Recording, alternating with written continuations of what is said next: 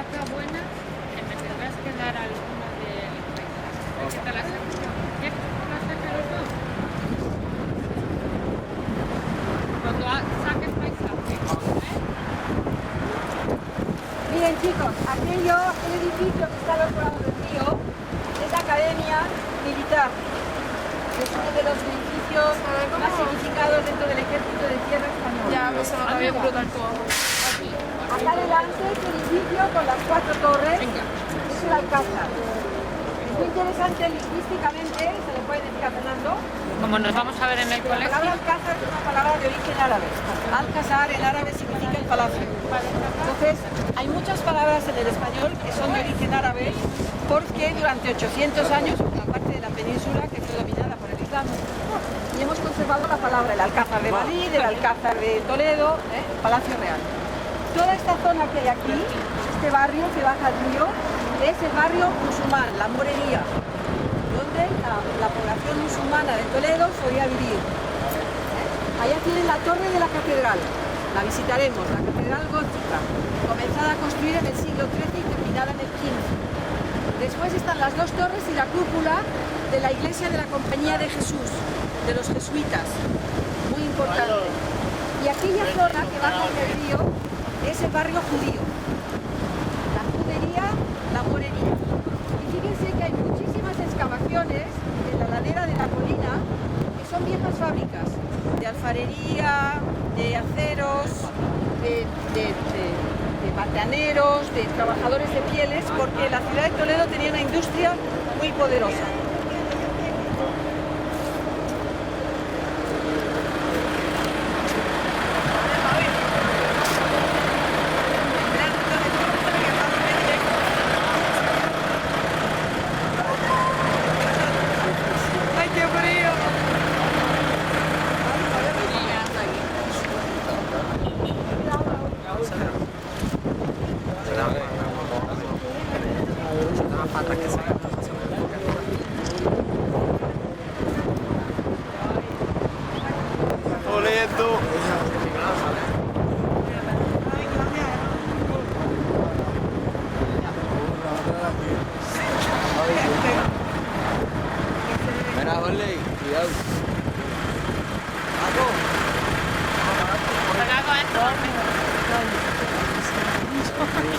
No tiene una panorama.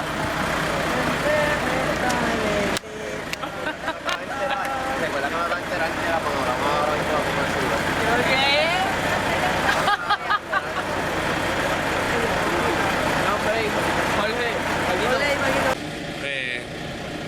La profesora nos comentó como Toledo es una ciudad muy importante, ya que 3 culturas pudieron darse a cabo y desarrollarse en un mismo lugar, y es testimonio del poder del ser humano, de poder convivir a pesar de muchas diferencias, y también una ciudad muy importante porque esa amalgama de diferentes culturas le da una historia muy rica que podemos ver solo mirando la vista hermosa que tenemos aquí, y por eso es muy emocionante poder estar aquí viendo esto.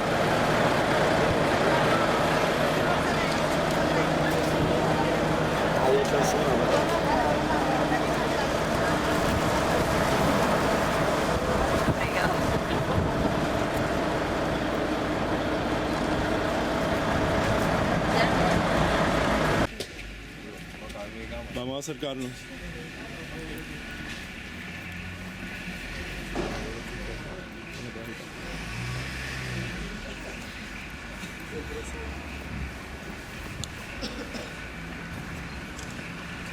Estamos delante de una primera iglesia cristiana, la iglesia de Santiago, dedicada al apóstol Santiago. Se conoce con el nombre de Santiago del Arrabal. En español ya saben ustedes que arrabal es el equivalente a la palabra anglosajona suburb, es decir, de las afueras, ¿de acuerdo? Que es una palabra otra vez árabe. El rabab de las ciudades. Naturalmente las ciudades muy dinámicas que tenían su muralla, crecía la población y crecía en altura. De manera que hay ciudades del siglo XI-XII que tenían casas de 5 o 6 pisos, cosa increíble para esos tiempos. Pero llegaba un momento en que la ciudad no podía crecer más hacia arriba, porque la técnica no lo permitía. Entonces, ¿qué se hacía? Pues se ampliaba la ciudad con una segunda muralla y una ciudad B a las afueras, que es el arrabal. Estamos en el arrabal de febrero. Ahora pasaremos otra muralla para entrar en el periodo primitivo. Y aquí tienen ustedes algo típicamente español, de lo que los españoles estamos muy orgullosos. Es un testimonio de lo que les comentaba de la película. De esos signos de la cohabitación del resto de la cultura.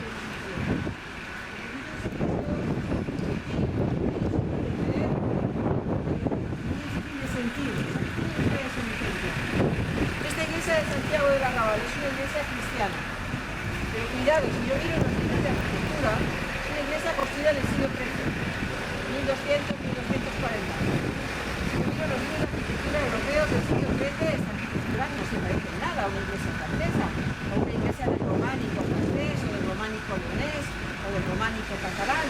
¿Qué es esto? Es que aquí tenemos una arquitectura mestiza, una arquitectura mezcla. Porque el cliente es cristiano, que paga. El edificio va a tener una función cristiana. Pero los arquitectos y los decoradores son musulmanes. Imagínense ustedes los parroquianos de este barrio que tienen unas poquitas ideas para su iglesia, no tienen mucho dinero. Tienen cierto presupuesto que les permite traer a acá hay poco presupuesto. Naturalmente hay una mano de obra musulmana del pueblo, toledanos, que construyen a la manera musulmana, con materiales musulmanos, rápido, bien y bonito. Y sin ningún prejuicio. Sin ningún prejuicio. Cuidado. El cliente cristiano va a pedirle a un arquitecto musulmán que le construya la iglesia. Y nos encontramos con una fachada que no se parece a nada.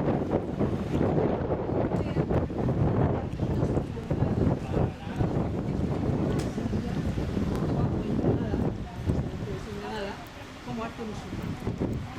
Fíjense que estos arquitectos que construyen esta iglesia, cuando ya la ciudad, están atropellados. Creo que les interesa el fascinante mundo de la historia de las religiones. Nosotros compartimos Puerto Rico y España la religión cristiana. Somos conscientes de que hay otras grandes religiones en la historia del pensamiento humano. Una de ellas es el Islam. Y el Islam es una religión que, aunque parezca mentira, tiene muchos puntos de contacto con el cristianismo. Sí. Es una religión que es fundada por Mahoma. Mahoma es un comerciante de la península de Arabia que vive a finales del siglo VI en la península de Arabia. Por su trabajo como comerciante de caravanas viaja muchísimo, desde Yemen hasta Siria. Y tiene muchos negociantes con los que trafica, cristianos y musulmanes, y conoce la civilización cristiana y conoce la civilización hebrea, Y fíjense que este mercader, Muhammad o Mahoma, según nos dicen las fuentes musulmanas, tiene una crisis personal que le hace a los 30 y tantos años abandonar su trabajo y dedicarse a meditar en el desierto. Se retira un poquito a la manera de Cristo, sus meditaciones en el desierto, se retira a meditar. Y fíjense que se va a convertir en el líder de una nueva religión que es el Islam, que tiene muchos puntos en común con el cristianismo y con el judaísmo. Uno fundamental, el monoteísmo. No hay más Dios, no hay muchos dioses, hay un Dios. Un Dios que es juez, un Dios que es creador, un Dios que puede ser misericordioso, un Dios que puede ser terrible, dependiendo de nuestras acciones. Y fíjense que nosotros compartimos con el Islam muchos puntos en común, entre ellos el monoteísmo. Mahoma dice que no es el único profeta. Antes ha habido otros profetas, Moisés, Abraham, Elías, Jesús. Y él es uno más, que viene a anunciar el mismo mensaje. Porque el mensaje del Dios único, nosotros le llamamos Dios, los hebreos le llaman Yahvé, los musulmanes le llaman Allah, pero es la misma divinidad. El mensaje de Allah siempre ha sido el mismo. Pero los hombres lo hemos distorsionado con nuestros problemas. Esa es la filosofía del Islam. Es esa filosofía tan atractiva, por ejemplo, para muchos jóvenes en los Estados Unidos y en Manhattan, que de repente dejan de llamarse John Williams y se llaman Abdullah. Porque descubren un mundo espiritual que les fascina y se hacen musulmanes. ¿De acuerdo? Karim Abdul-Jabbar, si hay algún jugador de baloncesto acá, por ejemplo, Muhammad Ali, el boxeador. ¿De acuerdo? Bien, pues fíjense que para el Islam en comparación con el cristianismo es una religión muy sencilla, tiene muy pocas cosas. Y hay un deber fundamental para el musulmán, que es el que sigue al Islam, y es rezar todos los días 5 veces al día. Y además para rezar no hacen falta sacerdotes ni monjes, no, el musulmán reza directamente hablando con Dios. Solo tiene que, en señal de respeto, lavarse las manos y el cuello y mirar al centro de gravedad del Islam, que es la Meca. Allá. Desde España, allá. Fíjense que puede rezar en cualquier sitio. Puede rezar en un barco, en el campo, en un camino, en su casa. Pero en las ciudades se acostumbraron a construir desde el principio grandes mezquitas. Grandes...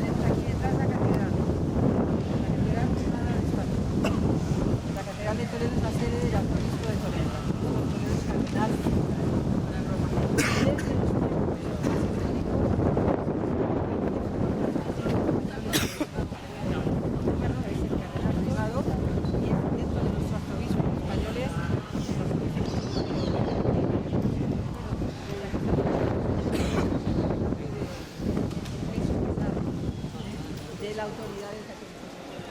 Este es el Palacio Episcopal, las Florentinas, y aquí es el Ayuntamiento de Toledo, en un edificio del siglo XVII, construido por un arquitecto de la ciudad de Toledo, curiosamente el hijo de un gran pintor griego venido a Toledo, que es el Greco, Domenico Greco.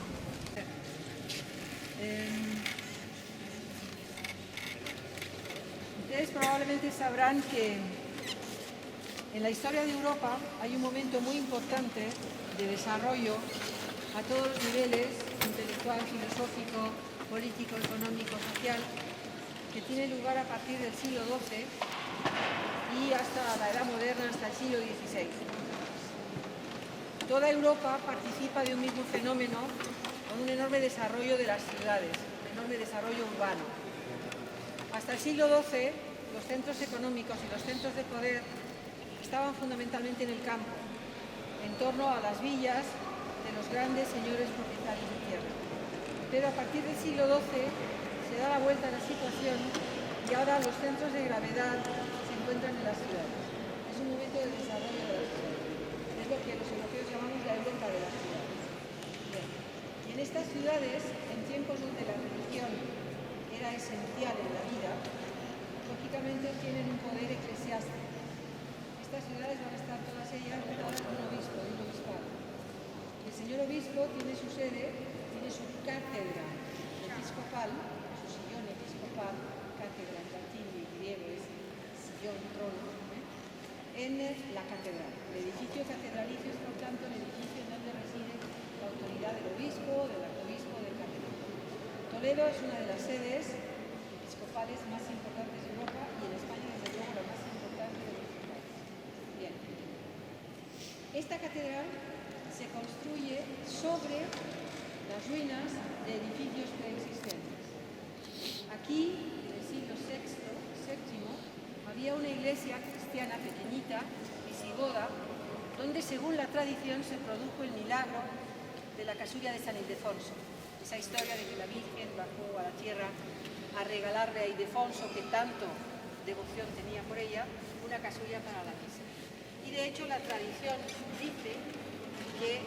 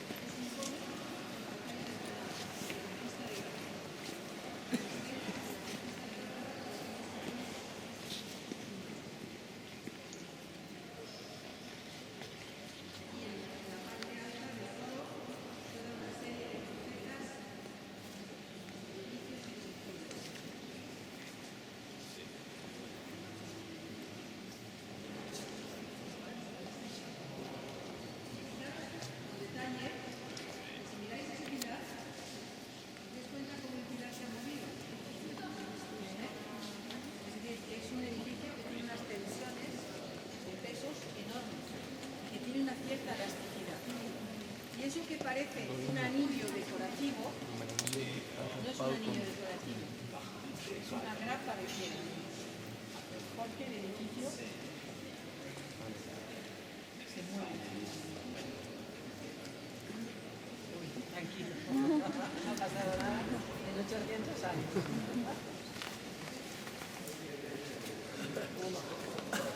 A las sillerías sí me encanta, ¿eh? Unas grandes sillerías españolas.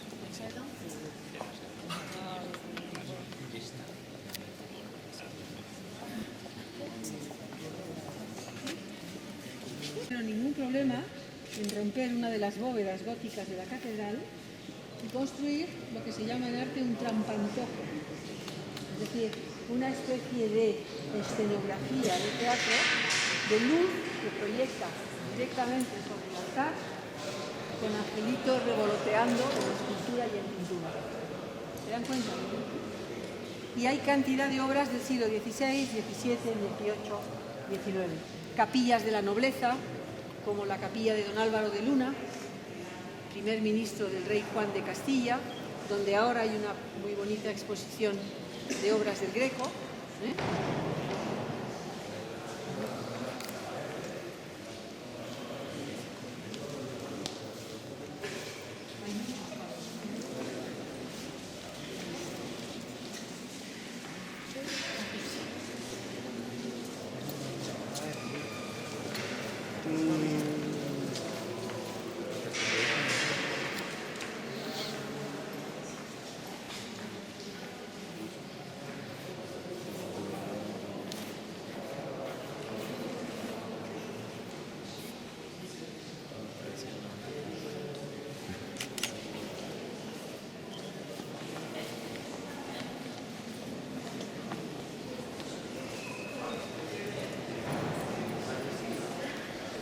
La técnica es absolutamente revolucionaria, porque no dibuja, Greco mancha, adelantándose en el tiempo, y en 1590, 1600, a lo que harán mucho más tarde los pintores impresionistas, por ejemplo, Monet, en el París de 1860, 1870. ¿De acuerdo?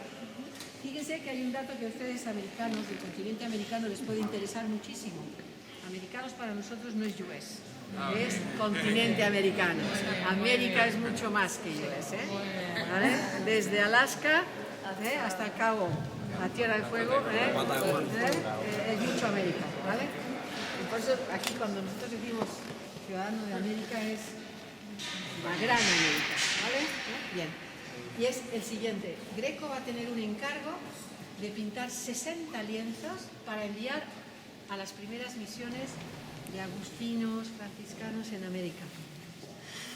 Cholula, Huaquechula, Puebla, Huejotzingo. No se ha conservado ni un cuadro, ni uno. ¿Por qué?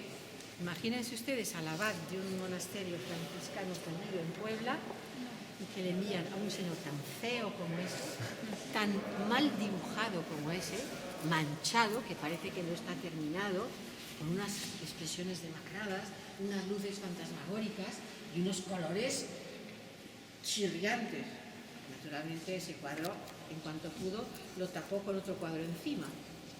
Y hay 60 grecos ocultos debajo de alguna pintura en las primeras misiones de los españoles a finales del siglo XVI.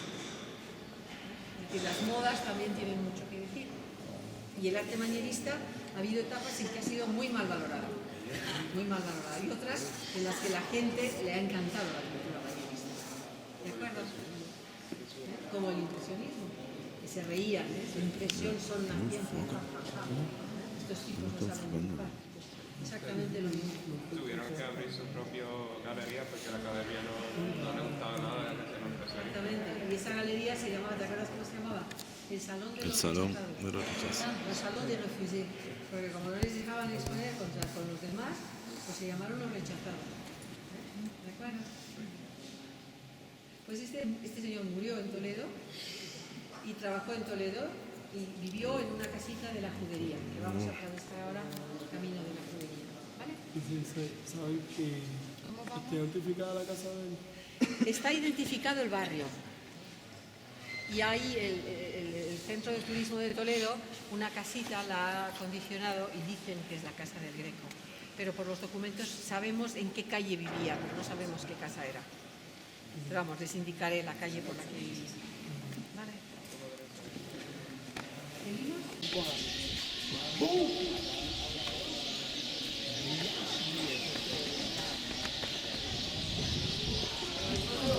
Bueno, acabamos de salir de la Catedral de Toledo. Sí. Los chicos están estupefactos, atónitos, perplejos, anonadados. La verdad es que la catedral es impresionante. Esto sí lo vio en las películas. Mira, descansa del Greco.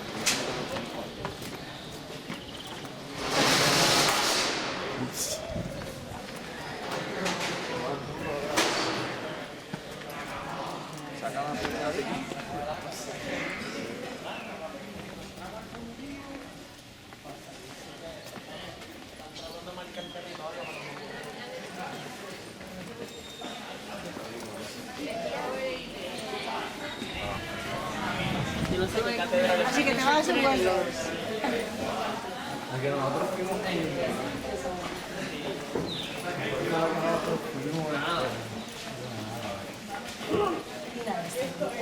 ¿Te gustó la catedral? ¿Qué te ha parecido?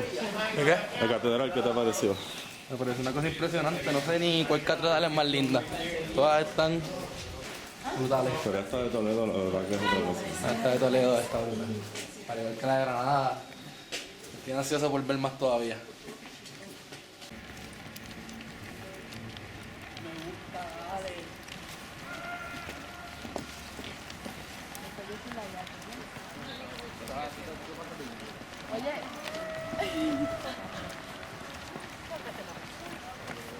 Si lo que no sabe.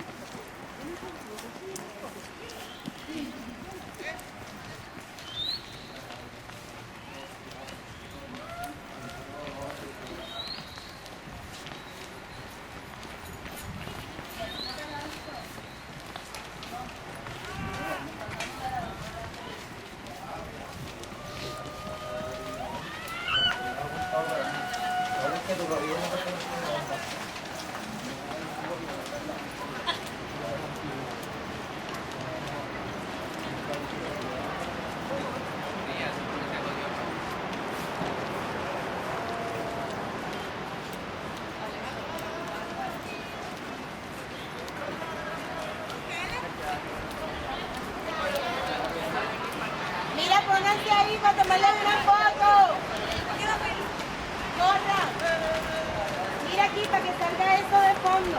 Venga. Eso, entre los dos postes.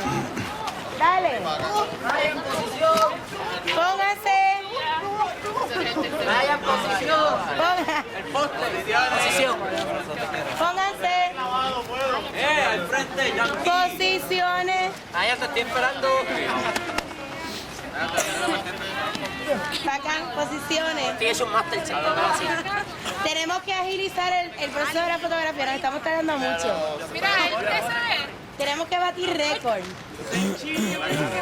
Voy 1, 2 y... Caneca. Otra vez. ¿Cómo que tanto? Voy otra vez. Pon el flash. Una, déjeme poner flash. El flash. Déjeme ponerle el flash porque mira que esta es la primera vez que yo hago esto. Dale. 1, 2 y... Dale, va el ¿Para qué no sale? Y el flash. Yo lo puse. Pero no le das la duraquita. No